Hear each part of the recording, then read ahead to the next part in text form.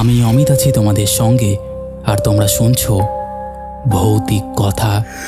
কিছু অনুভূতি এমন যা তোমাদেরও হতে পারে। ঘটনা স্ক্রিপ্টিংয়ে রয়েছে নেহা।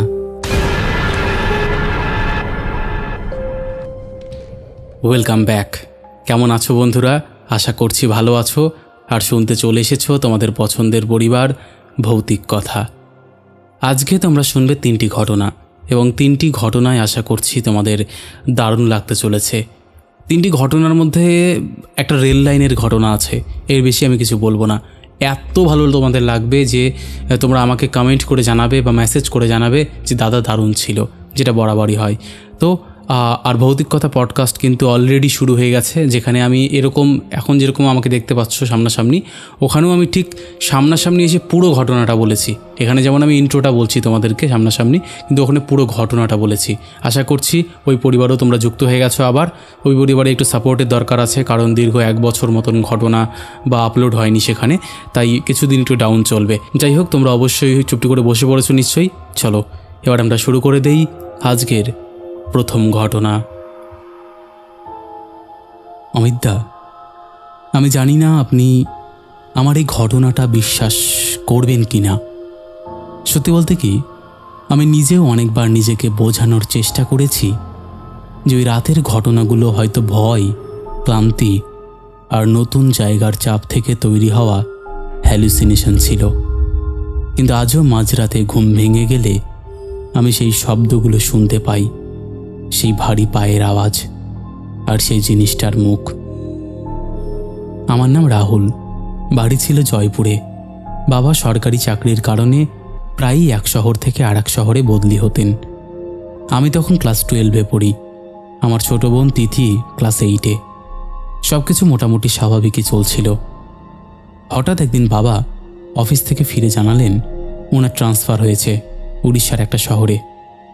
নামটা আগে শুনেছিলাম, কিন্তু কখনো যাওয়া হয়নি। প্রথমে আমরা খুব একটা খুশি ছিলাম না, কারণ জয়পুরে আমাদের নিজেদের একটা ছোট্ট মহল্লা, বন্ধু, পরিচিতি, পরিবেশ সব কিছু তৈরি হয়ে গিয়েছিল। কিন্তু চাকরির কারণে বাবার কিছু করারই ছিল না।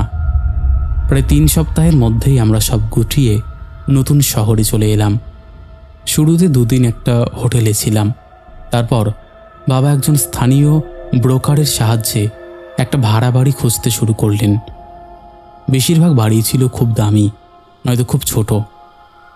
তারপর একদিন বিকেলে ব্রোকার আমাদের একটা পুরনো 3তলা বাড়ির সামনে নিয়ে গেল।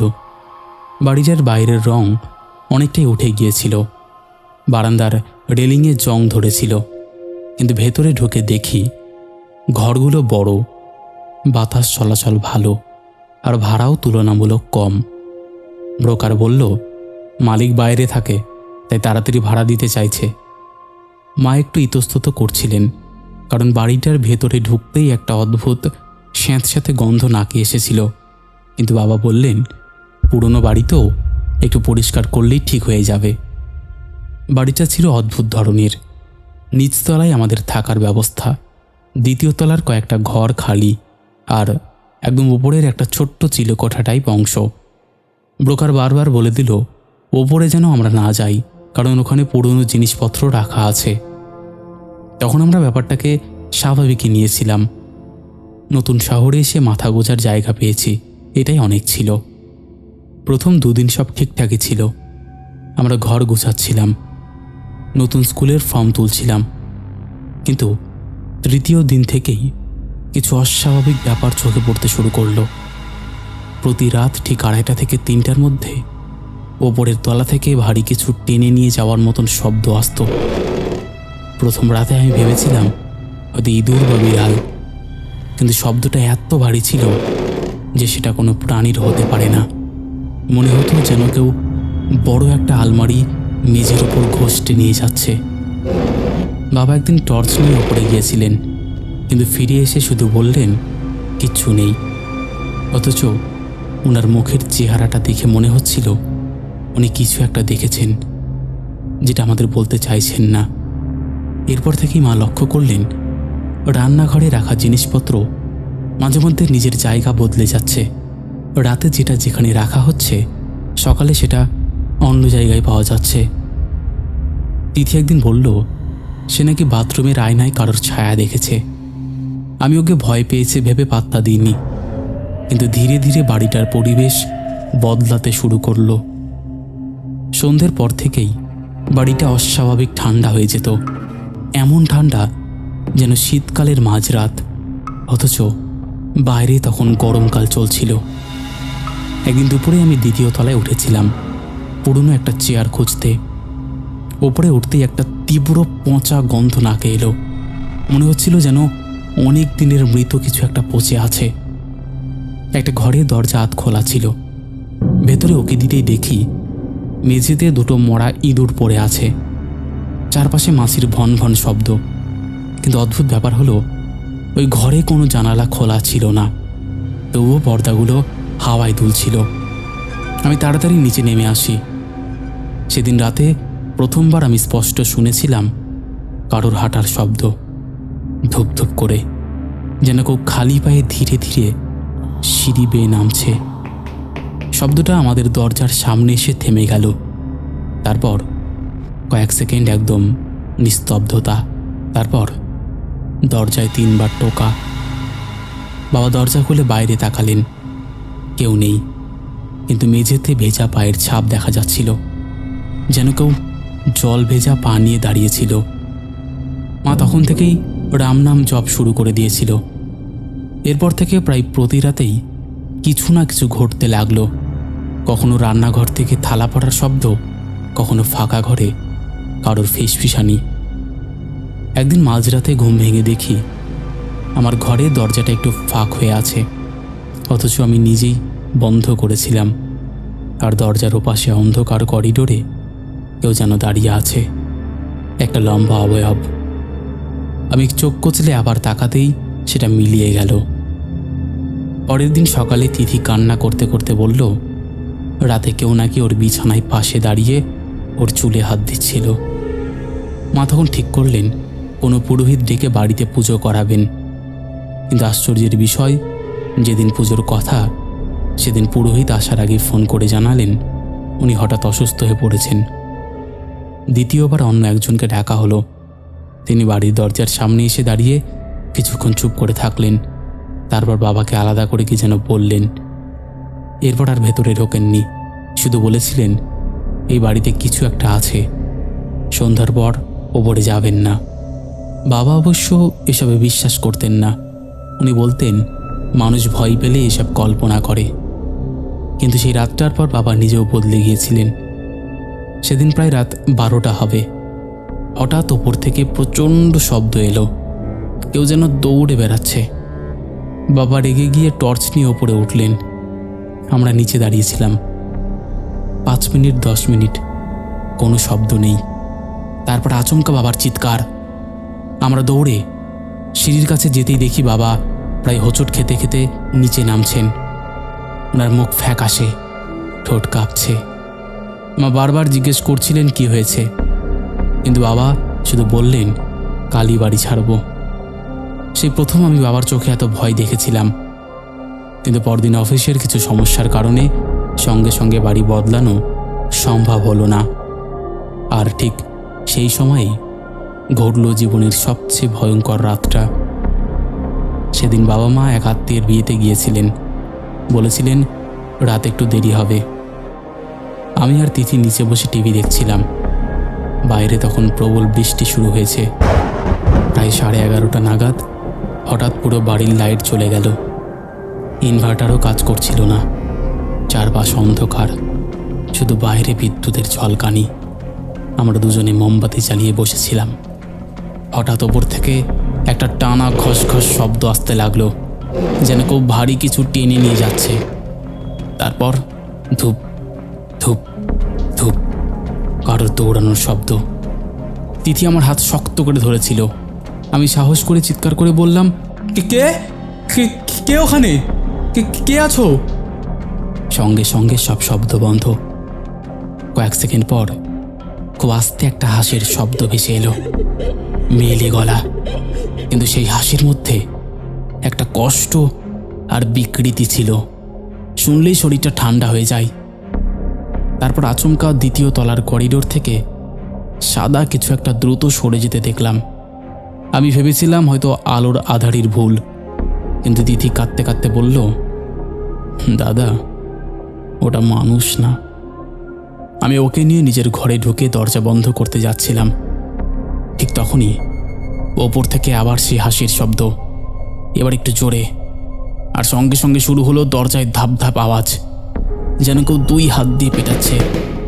পুরো দরজা কেঁপে উঠেছিল। আমরা দুজনে ভয়ে এক কোণে বসে পড়লাম। তারপর হঠাৎ সব শান্ত, একদম নিস্তব্ধ, এতটা নিস্তব্ধ যে নিজের নিঃশ্বাসের শব্দ শুনতে পাচ্ছিলাম। ঠিক তখনই সিঁড়ির দিক থেকে টুপ টুপ শব্দ আসতে লাগলো, যেন কেউ উল্টোভাবে সিঁড়ি দিয়ে নামছে। শব্দটা ধীরে ধীরে কাছে আসছিল। আমি সাহস করে দরজার ফাঁক দিয়ে বাইরে তাকালাম, আর যেটা দেখলাম সেটা আজও ভুলতে পারিনি। সিঁড়ির মাঝখানে একটা সাদা পোশাক পরা নারী উল্টো হয়ে দাঁড়িয়ে আছে, মাথা নিচে, পা উপরে বাঁকানো, লম্বা চুলগুলো মেঝেতে ঝুলছে, আর শরীরটা ধীরে ধীরে মাকড়সার মতো নড়ছে। ওর মুখটা পুরো দেখা যাচ্ছিল না, শুধু দুটো অস্বাভাবিক বড় সাদা চোখ অন্ধকারের মধ্যে চকচক করছিল। তারপর ধীরে ধীরে ওটা মাথা ঘুরিয়ে আমাদের দরজার দিকে তাকালো। আমার পুরো শরীর অবশ হয়ে গিয়েছিল। তিথি তখন চিৎকারও করতে পারছিল না। ওটা কয়েক সেকেন্ড স্থির হয়ে থেকে হঠাৎ অমানসিক গতিতে সিঁড়ি বেয়ে ওপরে উঠে গেল। তারপর পুরো বাড়ি জুড়ে শুরু হলো বিকট হাসি। মনে হচ্ছিল চারদিক থেকে একসঙ্গে কেউ হাসছে। আমরা তখন মোবাইলে হনুমান চালিসা চালিয়ে বসেছিলাম। সারাটা রাত এক ফোঁটাও চোখ বন্ধ করতে পারিনি। মাঝে মাঝে মনে হচ্ছিল দরজার ওপাশে কেউ হাঁটছে, কখনো ফিস ফিস করে ডাকছে, কখনো দরজার নিচ থেকে ছায়া সরে যাচ্ছে। ভোর হওয়ার পর মা বাবা ফিরলেন। আমাদের অবস্থা দেখে প্রথমে ভয় পেয়ে যান, তারপর আমরা সব খুলে বলি। বাবা কিছুক্ষণ চুপ করে বসেছিলেন, তারপর আস্তে করে বললেন, আমি যেদিন ওপরে একটা মেয়েকে দেখেছিলাম, আমরা হতবাক হয়ে যাই। বাবা জানালেন, কয়েক বছর আগে ওই বাড়ির মালিকের মেয়ে নাকি মানসিক সমস্যায় ভুগছিল। তখন সে দ্বিতীয় তলার ঘরে আত্মহত্যা করে। তারপর থেকেই ভাড়াটিয়েরা একের পর এক বাড়ি ছেড়ে চলে যায়, কিন্তু ব্রোকার এসব কিছু আমাদের বলেনি। সেদিনই আমরা সিদ্ধান্ত নিই আর এক মুহূর্ত ওই বাড়িতে না, 3 দিনের মধ্যেই অন্য জায়গায় উঠে যাই। কিন্তু ঘটনা এখানেই শেষ হয়নি। নতুন বাড়িতে ওঠার পরও প্রায় 1 মাস ধরে মাঝরাতে সেই হাসির শব্দ শুনতাম। তিথি ঘুমের মধ্যে কাঁদত। মা প্রায়ই বলতেন কেউ যেন ওনাকে তাকিয়ে দেখছে। ধীরে ধীরে সব স্বাভাবিক হলেও আজও যখন বৃষ্টির রাতে কোথাও পুরনো স্যাঁতস্যাঁতে গন্ধ পাই, আমার মনে পড়ে যায় সেই বাড়িটার কথা, মনে পড়ে যায় সেই সাদা 2টো চোখ। তো এই ছিল ঘটনা। যদি অমিতদা তোমার ভালো লাগে, তুমি অবশ্যই পড়ে শুনিও। আমি অপেক্ষায় থাকব তোমার মুখে এই ঘটনাটা শোনার জন্য। আমি জানি না এই ঘটনাটা তোমার কেমন লাগবে, তবে আমি এটুকু বলতে পারি, ঘটনাটা শোনালে হয়তো সবাই খুশি হবে। তুমি প্লিজ একটু দেখো। একদম একদম। তো বন্ধুরা, এই ছিল আমাদের আজকের প্রথম ঘটনা। আশা করছি ঘটনাটা তোমাদের ভালো লেগেছে। কেমন লেগেছে তোমরা অবশ্যই সেটা কমেন্ট করে জানিয়ে দাও। তোমাদের মধ্যে এখনও যারা এই পরিবারে যুক্ত হওনি, তারা যুক্ত হয়ে যাও। যারা ভাবছো ঘটনা শেয়ার করব কিন্তু এখনও পাঠিয়ে উঠতে পারোনি, তাদের বলবো অবশ্যই তোমরা লিখে বা ভয়েস করে পাঠিয়ে দাও। এখানে ঘটনা পাঠানো একদম ইজি। আমাদের হোয়াটসঅ্যাপ নাম্বার থেকে শুরু করে সমস্ত সোশ্যাল মিডিয়ার লিঙ্ক তোমরা ডেসক্রিপশন সেকশানে পেয়ে যাবে। তো আর দেরি কিসের, তোমরা কন্ট্যাক্ট করে নাও। চলো এবার আমরা শুরু করে দেই দ্বিতীয় ঘটনা। নমস্কার অমিত ভাই। তোমাকে ভাই বললাম কারণ আমি জানি তুমি আমার থেকে বয়সে অনেকটাই ছোট। অমিত, তোমাকে আমি যে ঘটনাটা বলছি সেই ঘটনাটা অনেক বছর আগের। আমি তখন সদ্য চাকরিটা পেয়েছি, পরিচ্ছন্নতা কর্মী, রেলের অস্থায়ী কাজ। মাস গেলে খুব বেশি টাকা না পেলেও সংসার চালানোর জন্য সেটুকুই তখন ভরসা ছিল। আমার বাড়ি নদিয়ার দিকে। মা অসুস্থ, ছোট ভাই তখনও পড়াশোনা করে, তাই কাজের জন্য কোথায় পোস্টিং হচ্ছে সেটা নিয়ে খুব একটা বেছে নেওয়ার সুযোগ ছিল না।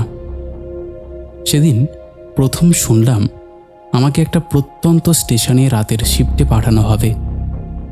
সেদিন অফিসের এক সিনিয়র একটু অদ্ভুতভাবে তাকিয়েছিল আমার দিকে। লোকটার নাম ছিল বিজন দা, বয়স ওই 50-এর কাছাকাছি। বহু বছর ধরে রেলে কাজ করছে। সে সিগারেট ধরাতে ধরাতে বলেছিল, রাতের শিফটটা সামলাতে পারবি তো? আমি হেসে বলেছিলাম, কেন পারবো না। সে কিছুক্ষণ চুপ করে থেকে বলেছিল, ঠিক আছে, যদি পারিস তাহলে তো ভালো, তবে বেশি খোঁজাখুঁজি কিন্তু করবি না। যদি কিছু অদ্ভুত মনে হয় ঘরে চলে আসবি। তখন কথাগুলোকে খুব একটা গুরুত্ব দিইনি। স্টেশনটার নাম আমি এখানে বলবো না, কারণ আমি জানি সেই জায়গাটা এখনও আছে, আর বললে প্রচণ্ড সমস্যা হয়ে যাবে। তো প্রথম দিন রাত 9টার সময় পৌঁছেছিলাম সেখানে। ছোট্ট স্টেশন, চারপাশে ঝোপঝাড়, দূরে জঙ্গল। স্টেশনের আশেপাশে কোনো বাজার নেই। স্টেশন মাস্টারের ঘর ছাড়া প্রায় সব জায়গায় আধো অন্ধকার। প্ল্যাটফর্ম মোট 4টে, কিন্তু আশ্চর্যের ব্যাপার 4 নম্বর প্ল্যাটফর্মটা প্রায় ব্যবহারই হয় না। ওখানে আলো খুব কম, অনেকটা অংশ ভাঙা। সাইনবোর্ডে ধুলো জমে আছে। মনে হচ্ছিল বহু দিন কেউ ওই দিকে যায়নি। আমার সাথে সেদিন ডিউটিতে ছিল আরেকজন বৃদ্ধ পরিচ্ছন্নতা কর্মী, নাম নরেন। চেহারাটা শুকনো, কথা কম বলতো। আমাকে প্রথমেই বলল, যাই হোক, রাত 12টার পর ওই প্ল্যাটফর্মে একা যাস না কিন্তু। আমি হেসে বললাম, কেন, ভূত আছে নাকি? লোকটা আমার দিকে তাকিয়েছিল কয়েক সেকেন্ড, তারপর খুব আস্তে বলল, থাকলেও অবাক হব না। সেদিন থেকে অস্বস্তিটা শুরু। রাত যত বাড়ছিল স্টেশনটা যেন কেমন নিস্তব্ধ হয়ে যাচ্ছিল। দূরে মাঝে মাঝে শিয়ালের ডাক শোনা যাচ্ছিল। একটার পর একটা শেষ ট্রেনটা চলে গেলে পুরো স্টেশন প্রায় ফাঁকা হয়ে গেল। আমাদের কাজ ছিল প্ল্যাটফর্ম পরিষ্কার করা। আমি ঝাঁটা নিয়ে 3 নম্বর প্ল্যাটফর্ম পরিষ্কার করছিলাম। হঠাৎ কানে এলো খুব ক্ষীণ একটা শব্দ। মনে হলো কেউ যেন কাঁদছে। আমি প্রথমে গেলাম, আমি থেমে গেলাম। আবার শুনলাম খুব চাপা গলায় যেন কেউ যন্ত্রণায় কাতরাচ্ছে। শব্দটা আসছিল 4 নম্বর প্ল্যাটফর্মের দিক থেকে। প্রথমে ভাবলাম হয়তো কোনো ভবঘুরে পড়ে আছে। আমি টর্চ জ্বালিয়ে এগোতে লাগলাম। প্ল্যাটফর্মের শেষ প্রান্তে পৌঁছতেই কেমন একটা গন্ধ নাকে এলো। পুরনো ভেজা কাপড় আর পচা কিছুর মিশ্রণ। আমার বুকের ভেতরটা হঠাৎ ঠান্ডা হয়ে গেল। চারপাশে কেউ নেই, কিন্তু শব্দটা তখনও হচ্ছে, যেন কোনো মহিলা খুব কষ্ট পাচ্ছে। আমি টর্চের আলো ফেললাম লাইনের উপরে, কিচ্ছু নেই। হঠাৎ পেছনে খট করে একটা শব্দ হলো। আমি ঘুরে দাঁড়ালাম। তারপর যেটা দেখলাম সেটা আজও ভুলতে পারিনি। প্ল্যাটফর্মের এক কোণে একটা মহিলা দাঁড়িয়ে, সাদা শাড়ি, মাথাটা নিচু, চুল ভেজা। প্রথমে মনে হয়েছিল কোনো পাগলি হয়তো। আমি বললাম, এই, এখানে দাঁড়িয়েছেন কেন? কোনো উত্তর নেই। আমি একটু এগোতেই সে ধীরে ধীরে মাথাটা তুলল, আর তখনই আমার হাত থেকে টর্চটা পড়ে গিয়েছিল। মহিলাটার পুরো মুখ রক্তে ভরা, ডান চোখটা যেন নেই, গলাটা কাটা, আর চোখের কোণে একটা অদ্ভুত হাসি। আমি পিছিয়ে যেতে গিয়েও পারিনি, শরীরটা যেন জমে গিয়েছিল। তারপর হঠাৎ করেই আলোটা ঝপঝপ করতে লাগলো, আর এক মুহূর্তের মধ্যেই মেয়েটা নেই। পুরো প্ল্যাটফর্ম ফাঁকা। আমি দৌড়ে স্টেশন মাস্টারের ঘরে চলে গিয়েছিলাম। সেখানে গিয়ে দেখি নরেন চুপচাপ বসে আছে। আমার মুখ দেখে সে বুঝে গিয়েছিল কিছু একটা হয়েছে। আমি কাঁপা কাঁপা গলায় সব বললাম। সে দীর্ঘশ্বাস ফেলে বলল, দেখেছিস তাহলে? মানে, বলে উঠলাম আমি। তার উত্তরে উনি বললেন, ওকে অনেকেই দেখেছে। আমি বললাম, কেউ? নরেন একটু চুপ করেছিল, তারপর বলল, প্রায় 10 বছর আগে একটা ভয়ানক দুর্ঘটনা হয়েছিল ওখানে। আমি চুপ করে শুনছিলাম। রাতের একটা লোকাল ট্রেন লাইনচ্যুত হয়েছিল 4 নম্বর প্ল্যাটফর্মে। অনেক লোক মারা যায়। তার মধ্যে একটা মেয়ের দেহ সবচেয়ে খারাপ অবস্থায় পাওয়া গিয়েছিল। মাথা প্রায় থেতলে গিয়েছিল। আমার গলাটা শুকিয়ে যাচ্ছিল। তারপর থেকেই মাঝে মাঝে লোকজন ওকে দেখে। আমি বললাম, তাহলে জায়গাটা বন্ধ করে দেয় না কেন? নরেন হেসে বলল, রেল এসব মানে না। সেদিনের পর কিছুদিন কিচ্ছু হয়নি। আমি নিজেকেই বোঝাতে লাগলাম হয়তো ক্লান্তির জন্য ভুল দেখেছি, কিন্তু আসল ভয়টা শুরু হয়েছিল প্রায় 1 সপ্তাহ পরে। সেদিন রাত 1:30 নাগাদ আমি একা ছিলাম 4 নম্বর প্ল্যাটফর্মের কাছে। নরেন অসুস্থ হয়ে ছুটি নিয়েছিল। হঠাৎ দূর থেকে ট্রেনের হুইসেল শুনতে পেলাম। আমি অবাক হলাম, কারণ ওই সময় কোনো ট্রেন আসার কথা নয়। স্টেশন মাস্টারের ঘরে গিয়ে জিজ্ঞেস করলাম, কোনো ট্রেন আসছে? লোকটা অবাক হয়ে বলল, কই, কোনো ট্রেন তো নেই। কিন্তু আমি স্পষ্ট শুনতে পাচ্ছিলাম হুইসেলটা ক্রমশ কাছে আসছিল। তারপর রেল লাইনের ওপরে কাঁপুনি শুরু হলো। আমি বাইরে বেরিয়ে এলাম, আর তখনই দেখলাম দূরে একটা আলো। ট্রেন আসছে। কিন্তু অদ্ভুত ব্যাপার, পুরো স্টেশন তখনও নিস্তব্ধ। কোনো ঘোষণা নেই, কোনো সিগন্যাল নেই। তারপর হঠাৎ করেই ট্রেনটা যেন আর স্টেশনে ঢুকলো না, উধাও হয়ে গেল। কিন্তু একটা ভয়ানক পচা গন্ধ চারিদিকে ছড়িয়ে পড়ল। আমি নাক চেপে ধরলাম। মনে হচ্ছিল বহু দিনের পচা লাশের গন্ধ আসছে। হঠাৎ খেয়াল করলাম লাইনের মধ্যে একটা লোক দাঁড়িয়ে আছে। আমি একটু কাছে এগোলাম। তারপর বুকের ভেতরটা যেন বন্ধ হয়ে এলো। লোকটার মুখ স্বাভাবিক নয়, মুখটা পুরো থ্যাতলানো, শরীর পুরো রক্তে ভরা, আর সে আমার দিকে তাকিয়ে আছে। আমি পিছিয়ে যেতে যাচ্ছিলাম, এমন সময় হঠাৎ করে একটা মহিলা এসে উদয় হলো কোথায় থেকে, রক্তাক্ত মুখ। সে ধীরে ধীরে আমার দিকে হাঁটতে লাগলো। আমার পা যেন মাটিতে আটকে গিয়েছিল। মহিলাটা কাছে আসতেই খুব আস্তে করে বলল, যা, চলে যা, চলে যা। একসঙ্গে যেন আমি অনেকগুলো গলার শব্দ শুনতে পাচ্ছিলাম। আমি চিৎকার করে দৌড় দিয়েছিলাম। দৌড়ে স্টেশন মাস্টারের ঘরে ঢুকে দরজা বন্ধ করে দিয়েছিলাম। ভেতরে তখন স্টেশন মাস্টার আর গার্ড বসেছিল। আমার অবস্থা দেখে তারা ভয় পেয়ে গিয়েছিল। আমি কাঁপতে কাঁপতে বাইরে দেখালাম, কিন্তু বাইরে কিচ্ছু নেই, কোনো ট্রেনই নেই। আমি বললাম, এইমাত্র তো ট্রেনটা ছিল। স্টেশন মাস্টার চুপ করেছিল। তারপর খুব নিচু গলায় বলল, তুইও দেখলি? আমি স্তব্ধ হয়ে গিয়েছিলাম। তারপর সে একটা ঘটনা বলেছিল। দুর্ঘটনার রাতে অনেক মৃতদেহ নাকি পুরোপুরি উদ্ধার করা যায়নি। কয়েকটা দেহের অংশ ট্রেনের নিচে আটকে ছিল। ঝড় বৃষ্টির রাতে তাড়াহুড়ো করে উদ্ধার কাজ শেষ করা হয়েছিল। তারপর থেকেই নাকি মাঝরাতে এরকম লোক দেখা যায়, যেন তারা এখনও স্টেশন ছাড়তে পারেনি। সেদিনের পর আমার ঘুম বন্ধ হয়ে গিয়েছিল। চোখ বন্ধ করলেই সেই মুখগুলো দেখতাম, বিশেষ করে সেই মহিলাটার হাসি। কিছুদিন পরে আমি ভাবলাম চাকরিটা আমি ছেড়ে দেব, কিন্তু ভাগ্য যেন শেষবারের মতন আরও ভয় দেখাতে চেয়েছিল। সেদিন মোটামুটি রাত প্রায় 2টো। আমি স্টাফ রুমে বসেছিলাম। হঠাৎ বাইরে থেকে অনেক লোকের হাঁটার শব্দ পেলাম। মনে হচ্ছিল প্ল্যাটফর্মে ভিড় জমেছে। আমি জানালা দিয়ে তাকালাম। তারপর মনে হলো আমার হৃৎপিণ্ড থেমে যাবে। 4 নম্বর প্ল্যাটফর্মে অসংখ্য লোক দাঁড়িয়ে, সবাই রক্তাক্ত। কারোর হাত নেই, কারো মাথা নেই, কারোর চোখ নেই, কারোর মুখ তো থ্যাতলানো। আমি আর সহ্য করতে পারিনি, অজ্ঞান হয়ে সেখানেই পড়ে গেলাম। পরদিন সকালে আমি স্টাফ রুমের মেঝেতে অজ্ঞান অবস্থায় পড়েছিলাম। চোখ খুলে দেখলাম আমি সেখানেই আছি। তারপর সত্যি বলতে আমি আর স্টেশনে ফিরিনি। চাকরিটা সেদিনই ছেড়ে দিয়েছি। অনেকেই বলেছিল আমি নাকি মানসিক চাপে এসব কল্পনা করেছি, হয়তো তাই। কিন্তু আমি জানি আমি কি দেখেছিলাম, কোনোটাই আমার কল্পনা না। অমিত ভাই, এই ছিল আমার ঘটনা। জানি না তোমার এটা বিশ্বাস হবে কি না, তবে আমি এটুকু বলতে পারি, আমি কিন্তু এক ফোঁটাও বা এক শিকিও বানিয়ে বলছি না। আমি যতটুকু দেখেছি ততটুকুই তোমাকে বলছি। যদি তোমার ভালো লাগে তুমি অবশ্যই পড়ে শুনিও। তোমার কণ্ঠে এই ঘটনাটা শোনার আমি অধীর আগ্রহে থাকব। তুমি জানো আমি তোমাকে অনেক দিন ধরে শুনি। তো ভাই, শেষ করছি এখানেই। আরও ঘটনা আছে, কোনো এক সময় তোমাকে আমি পাঠিয়ে দেব। ভালো থেকো ভাই। থ্যাংক ইউ দাদা। এই ছিল আমাদের আজকের দ্বিতীয় ঘটনা, একটা স্টেশনকে কেন্দ্র করে। স্টেশনের নামটা আমি জানি না, উনি আমাকে লিখে পাঠাননি। আর স্টেশনের নাম সরাসরি উল্লেখ করা আমাদের পক্ষে খুব মুশকিল। যাই হোক, এই ছিল ঘটনা। তোমাদের কেমন লেগেছে অবশ্যই জানিও। আর একটা কথা না বললেই না, ভৌতিক কথা কোনো রকম অন্ধবিশ্বাস, কোনো রকম কুসংস্কার বা কোনো রকম নেগেটিভিটিকে প্রশ্রয় দেয় না।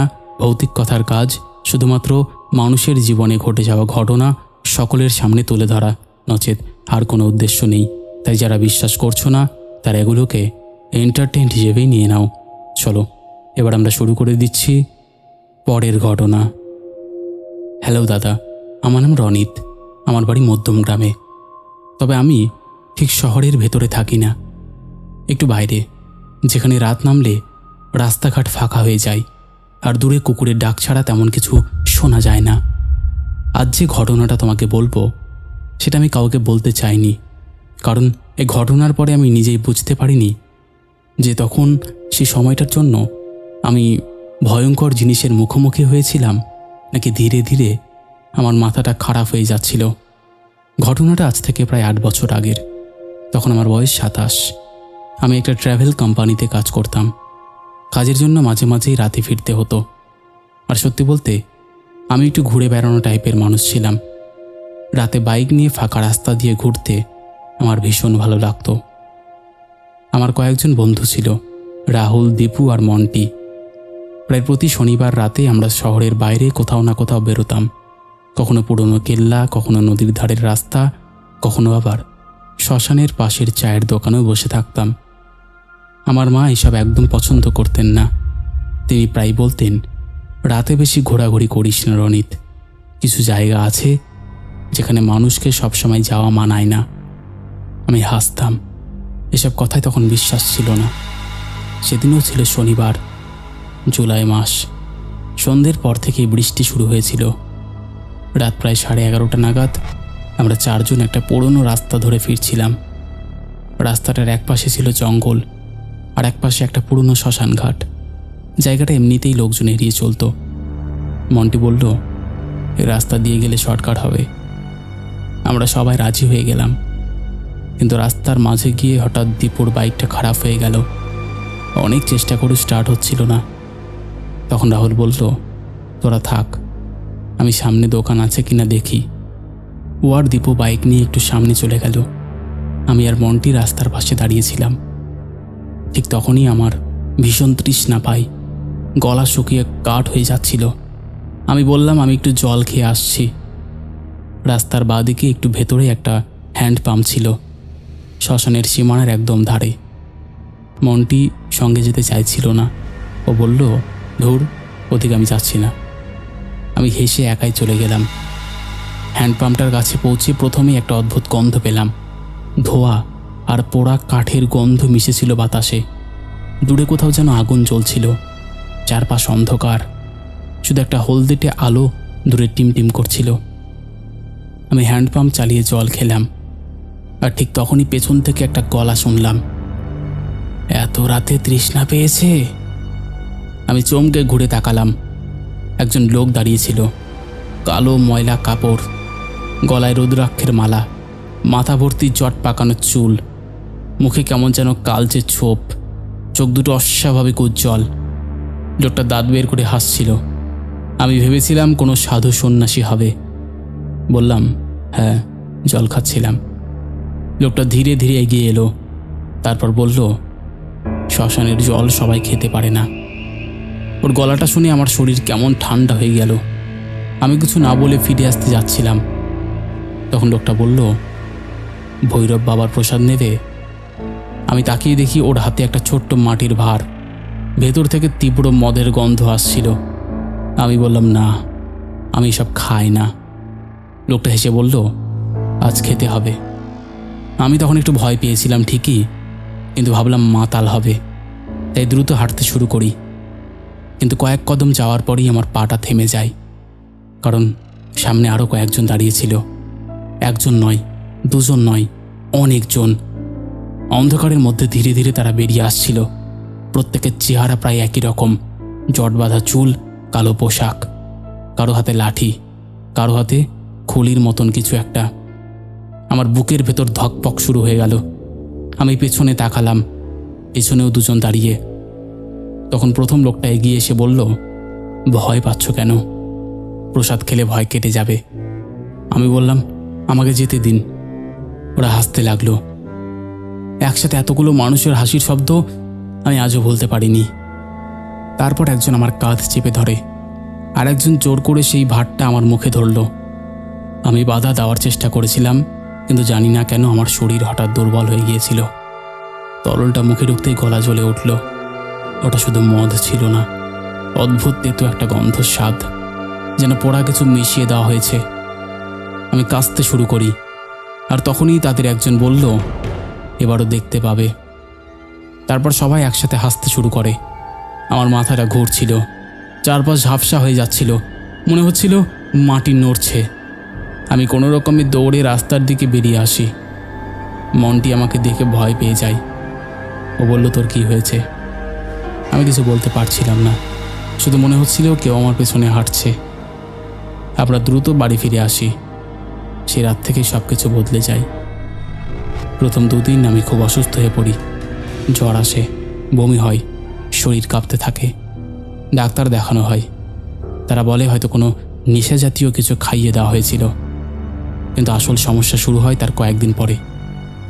আমি হঠাৎ খাওয়া বন্ধ করে দিই। মা যাই রান্না করতেন, আমার গা গুলিয়ে উঠত, শুধু দুধ খেতে ইচ্ছে করত। আর একটা জিনিস আমি কাউকে বলিনি, রাতে আমি আওয়াজ শুনতে শুরু করেছিলাম। প্রথমে মনে হতো কারোর পায়ের শব্দ, তারপর ধীরে ধীরে সেটা বদলে যায়। চুড়ির আওয়াজ, নুপুরের শব্দ, যেন কেউ ধীরে ধীরে হাঁটছে। আমাদের বাড়িটা ছিল একতলা, ছাদে ওঠার সিঁড়ি বারান্দার পাশ দিয়ে। প্রায় প্রতি রাতেই মনে হতো কেউ ছাদে হাঁটছে। একদিন গভীর রাতে ঘুম ভেঙে যায়। আমি স্পষ্ট শুনতে পাই ঝনঝন করে চুরির শব্দ, তারপর কারোর হাসি, মহিলার গলা। আমি উঠে বসি। ঘর অন্ধকার, কিন্তু দরজার বাইরে যেন কারোর ছায়া নড়ছিল। আমি সাহস করে দরজার কাছে যেতেই শব্দটা থেমে যায়। পরদিন সকালে আমি মাকে বলি। মা খুব ভয় পেয়ে যায়। তিনি জিজ্ঞেস করেন, কোথাও কিছু খেয়েছিলি? আমি তখন শ্মশানের ঘটনাটা বলি। মা শুনে একদম চুপ হয়ে গিয়েছিল। সেদিন থেকে বাড়ির পরিবেশটা পাল্টে যায়। আমার ওজন দ্রুত কমতে শুরু করে। 1 মাসের মধ্যে আমি প্রায় 10 কিলো শুকিয়ে যাই। চোখের নিচে কালি পড়ে যায়। রাতে ঘুম হতো না, সবসময় মনে হতো আমাকে কেউ দেখছে। একদিন আমার মাস্তুতো ভাই বিশাল আমাদের বাড়িতে আসে। ও আবার খুব সাহসী ছেলে ছিল, ভূত টুত এসব বিশ্বাস করতো না। সেদিন রাতে আমরা দুজনে একই ঘরে শুয়েছিলাম। রাত প্রায় 2:30টা হবে। হঠাৎ সেই একই শব্দ, ঝনঝন ঝনঝন। বিশাল বলে উঠল, কে কে হাঁটছে রে? আমি ভয়ে কথা বলতে পারছিলাম না। শব্দটা এবার বারান্দা থেকে আসছিল। বিশাল রাগ করে দরজা খুলে বাইরে বেরিয়ে যায়। আমি পেছন পেছন যাইনি, বিছানায় বসেছিলাম। তারপর হঠাৎ বিশালের চিৎকার শুনতে পাই। ও এমনভাবে চিৎকার করছিল যেন কিছু ভয়ঙ্কর জিনিস দেখেছে। আমরা সবাই দৌড়ে বাইরে যাই। বিশাল তখন বারান্দার মেঝেতে বসে কাঁপছে। বাবা ওকে জিজ্ঞেস করলেন কি হয়েছে। বিশাল কাঁপতে কাঁপতে ছাদের দিকে আঙুল দেখালো। ও বলল, ওখানে একটা মহিলা। আমরা কেউ কিছু দেখতে পাইনি, কিন্তু বিশাল যা বলেছিল সেটা শুনে আমার রক্ত ঠান্ডা হয়ে গিয়েছিল। ও বলল, ছাদের ধারে একজন মহিলা উল্টো হয়ে ঝুলছিল, চুল মাটির দিকে নেমেছিল, আর তার হাত ভর্তি ছিল লাল চুড়ি, আর ও হাসছিল। এই দেখেই সে অজ্ঞান হয়ে যায়। যাই হোক, এই ছিল ঘটনা। এটুকু বলেই বিশাল থামে। সত্যি কথা বলতে, তারপরে অনেক কিছু করে সেই জিনিসের থেকে আমরা রেহাই পাই। অনেক তান্ত্রিক ওঝা করার পরে আমরা সেখান থেকে নিস্তার পেয়েছি। তো অমিতদা, এই ছিল ঘটনা। যদি ভালো লাগে অবশ্যই পড়ে শুনিও। আমি অপেক্ষায় থাকব। Thank you. তো বন্ধুরা, এই ছিল আমাদের আজকের জমজমাট একটি এপিসোড। আশা করছি আজকের এই এপিসোডটাও তোমাদের ভালো লেগেছে। কেমন লেগেছে তোমরা অবশ্যই সেটা কমেন্ট করে জানিয়ে দাও। তোমাদের মধ্যে এখনও যারা এই পরিবারে যুক্ত হওনি তারা যুক্ত হয়ে যাও। চলো এবার আমরা শুরু করি শাউট আউট পর্ব। শেষের এপিসোডে ফার্স্ট কমেন্ট করেছে অঞ্জলি মণ্ডল, সেকেন্ড কমেন্ট করেছে মিঠুন মিশ্রা, থার্ড কমেন্ট করেছে নিশা স্টাডি ক্লাস। 3 জনই লাভ লাভ রিয়াক্ট দিয়েছে। তারপরে কমেন্ট করেছে সুশান্ত সাহা, কৃষ্ণা, মানিক হাজরা, রিকা, তদন মণ্ডল, মৌসুমী ব্লগস, সঙ্গীতা মজুমদার, রিমা আক্তার লিখেছে, দাদা আমি বাংলাদেশ থেকে শুনছি, আমার একটা ভৌতিক গল্প আছে, পাঠিয়ে দাও গো, হোয়াটসঅ্যাপে দেখো আমার নাম্বার আছে। তারপরে কমেন্ট করেছে অপূর্ব মালাকার, দেব ঘোষাল, কবিতা সরকার, অনন্যা ভৌমিক, বাবরি দোলা, রাকেশ, প্রণতি মুখার্জি, বিশ্বজিৎ দাস। তারপরে আরও কমেন্ট করেছে সৌমিত্র চরণ, সুস্মিতা শিকারী, মৌসুমী হালদার, বাবর এসকে, অঞ্জলি মণ্ডল, রোহিত বেসরা, ভিকি বাগচি, কার্তিক সাহা, সোমনাথ রয়, অসীম দাস লিখেছে, সত্যি 3টে ঘটনায় খুব ভয়ঙ্কর আর ভালো ছিল, থ্যাংক ইউ।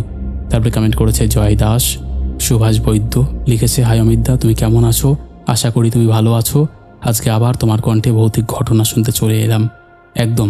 তারপরে কমেন্ট করেছে, একদম ভালো আছি, তুমি কেমন আছো?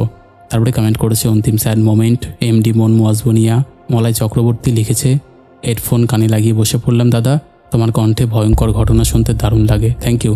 তারপরে কমেন্ট করেছে শিল্পা চ্যাটার্জি, লিখেছে হাই অমিত, কেমন আছো? আশা করছি তোমরা সবাই ভালো আছো, থ্যাংক ইউ। তারপরে কমেন্ট করেছে সমীর সরকার, লিখেছে খুব সুন্দর ঘটনা অমিতদা, এভাবেই ঘটনা শোনাতে থাকো, আমার নামটা একবার হ্যালো করে বলো, আমার নাম সমীর। হ্যালো সমীর। তারপরে কমেন্ট করেছে গীতা গোস্বামী, অসীম দাস, সাধন অধিকারী, শান্তর দুনিয়া, মামুন মণ্ডল, লিখেছে দাদা শাউট আউটের অপেক্ষায় থাকলাম, লাইক কমেন্ট শেয়ার করে দিলাম, জানি ঘটনা খুব সুন্দর হবে, থ্যাংক ইউ। অমিতা ঠাকুর লিখেছে চলে এসেছি দাদা তোমার সুমধুর কণ্ঠে ঘটনা শুনতে, জানি সব ঘটনায় দারুণ হবে, থ্যাংক ইউ থ্যাংক ইউ। তারপরে কমেন্ট করেছে যমুনা গায়েন, রানা শিকারি, লিখেছে হ্যালো অমিত দাদা, আশা করি তুমি ভালো আছো, তোমার কণ্ঠ সেই লেভেলের, একবার কমেন্টে আমার নামটা বলো, হ্যালো রানা। তারপরে কমেন্ট করেছে এসকে ইসমাইলি, জয় সর্দার, রোহিত সান্ত্রা, অধিকারী গোপাল, ফাইজাল, লিখেছে দাদা আপনার ভিডিও যত শুনি ততই ভালো লাগে, অনেক চ্যানেলের থেকে আপনার ঘটনা বলার ধরন জাস্ট অসাধারণ, যা অতুলনীয়, আরও এত সুন্দর ঘটনা শোনাতে থাকুন দাদা, love from Bangladesh, thank you ভাই। তারপরে কমেন্ট করেছে শাশ্বতী সান্যাল, লিখেছে খুব ভালো লাগে তোমার গল্পগুলো, আমি কিছুদিন আগে থেকেই শুনছি, খুব ভালো লাগে, থ্যাংক ইউ দিদি। তারপরে কমেন্ট করেছে ইউদাস রয়, বিকাশ মুর্মু, প্রণতি মুখার্জি, তামিমা মুখার্জি, মিস্টার মল্লিক, সুস্মিতা মণ্ডল, লিখেছে খুব সুন্দর লাগছে গল্পটা, খুব ভালো লাগলো কিন্তু খুব ভয় লাগলো, থ্যাংক ইউ। তো এরকম অসংখ্য প্রিয় মানুষেরা আমাদের শেষের এপিসোডে কমেন্ট করেছে, যাদের কমেন্ট আমি আর চাইলেও পড়তে পারছি না। তো আজকের মতন এখানেই শেষ করছি, আবার দেখা হবে নতুন কোনো ঘটনা নিয়ে।